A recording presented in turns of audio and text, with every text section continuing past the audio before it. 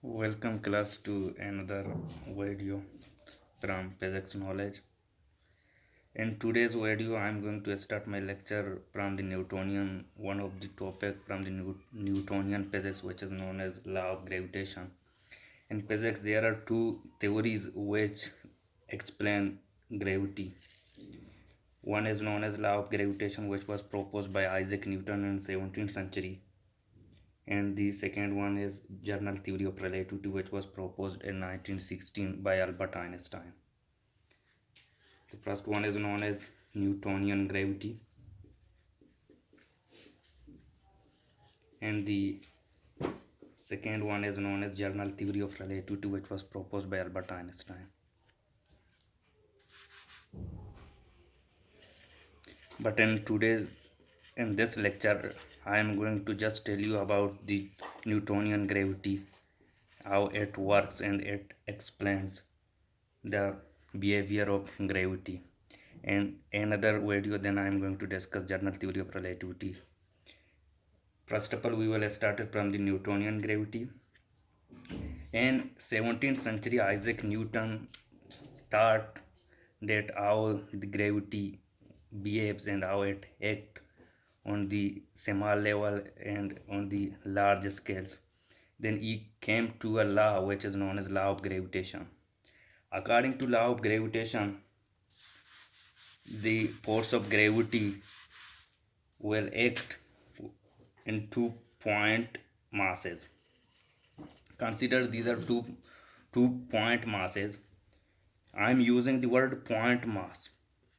Point mass mean that those masses which are going with point mass means those masses which we used them in experiment. And according to law of gravitation, the masses, the force of gravitation is directly proportional to the product of these 2 point masses. What that means? That means if the force increase, then the amount of masses also increase. Let me call this one m1 and m2. These are 2 point mass m1 and m2, and the force is directly proportional to the product of m1 and m2. In the second case, the force is inversely proportional to the distance between these two masses, which is known as r. It means that if you increase their distance, then the force of gravitation will decrease. And this law is known as inverse square law. Let me call this one equation number 1 and this one equation number 2. When you combine these two equations, then you get F is directly proportional to m1 and m2 over r square. This is known as ideal case. In physics, when we proposed a theory, then first of all we proposed it in ideal way. In this ideal case, we will talk about ideally, but when we apply that law into the experiment and into the real life, then there we have to use a constant. The constant will describe the formula in a very brief way. And in this law, Newton used g is the gravitational constant. When you replace g, then this proportionality will be removed. m1 is equal to m2 divided by r square. This law is known as the law of gravitation. And the law of gravitation is also known as inverse square law. Why it is known as inverse square law?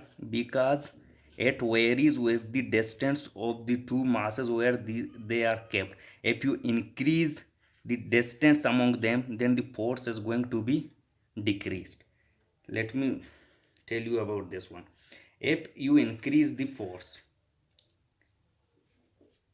if you increase the quantity of masses, then the force is going to be increased. It is showing a direct relationship with mass. But when you decrease the distance, then the force is going to be large. And if you increase the distance among these two masses, then the force is going to be decrease. It is known as inverse square law. Newton realized that this law is not just applicable on the earth, but he also thought that it is a universal law. It applies on the large scales.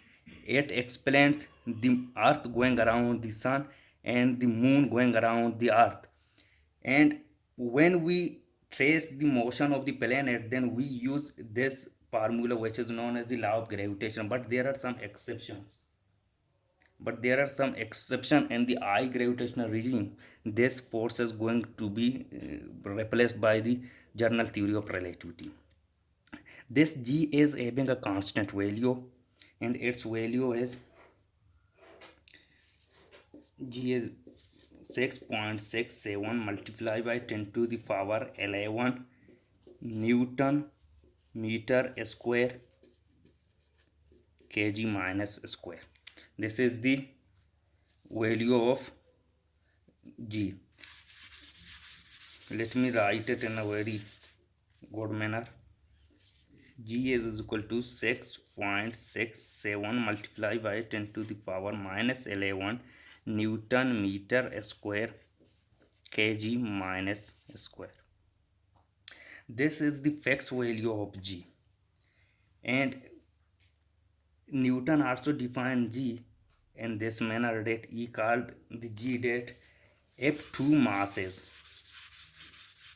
two masses having the mass m1 is equal to m2, and they are both masses of 1 kg, and they are kept in a distance 1 meter, then G is going to be F multiplied by R square divided by m1 m2.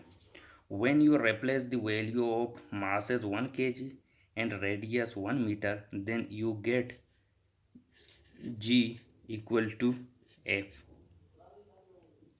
which is the force of gravitation. But when you apply Newton law of gravitation and the very strong gravitational field, then this is not going to give you the accurate result, because he himself thought that this G is called the universal gravitation. This is a universal law. But when we apply this law into a space, into the strong gravitational field, then we find that this is not going to provide an accurate result which Newton taught. Here you probably think that force is a vector quantity. F is equal to G m1 m2 divided by r square. Force is a vector quantity. Then in Newton law of gravitation, how he defined the force as a vector quantity, let me show you. You have two masses m1 and m2. They are attracting each other, m1 and m2. This mass is applying a force into the m2, and its direction is like this, which is indicated by this arrow. And m2 is applying a force on m1, and this is represented by this arrow. This law of gravitation is known as the attractive law. It always attract the masses to each other, and it is not a repulsive force. And the direction of the force is towards the masses. Suppose I am having these two markers, they are kept at a distance, and the force of this marker which is going to be act in this marker is in this direction, and this one is in this direction. We show the force in this manner, and from here we get the direction of the force, and we call that force as a vector quantity. And he also proposed that force as a vector quantity, and it acts like this. But there are certain limitations to law of gravitation. The limitations are if instead of two masses, Newton told us that there must be two masses. And instead of two masses, if I put a third one, then what happens to law of gravitation? He did not explain it. He did not talk about even third mass. He just considered two masses that they are kept at a distance. If you add the masses, then this law is not going to give you the accurate result. It was a small introduction to law of gravitation, and I hope you enjoy it, and keep watching, looking at another videos, and I will be uploading more topics related to Newtonian physics and other. And in the next video I'm going to discuss with you people the Coulomb's law and relate law of gravitation with the Coulomb's law, and show you that how Coulomb's came up with the law which he relate to the law of gravitation, and he became, and he followed the law of gravitation and proposed as law of Coulomb's law. Thank you for watching this video.